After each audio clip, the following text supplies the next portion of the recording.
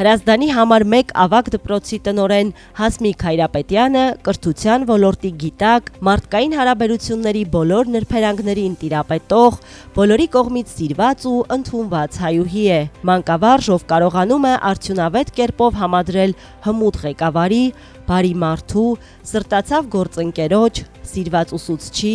ընտանիքի մոր ու անզուգական տատիկի բոլոր նշանակալի բնորոշումներն ու մշտապես մնում է մարդկային իր բարձունքներում։ Սերում է Հրազդանում հայտնի մանկավարժական ընտանիքից։ Հրազդանի համար 1 դպրոցի սան է լինելու եւ դպրոցը գերազանցությամբ ավարտելու տարիներից մինչեւ նույն դպրոցի տնօրենի պաշտոնը ստանձնելու ողջ ժամանակահատվածի մասին խոսելիս Հասմիկ Հայրապետյանին ճանաչողները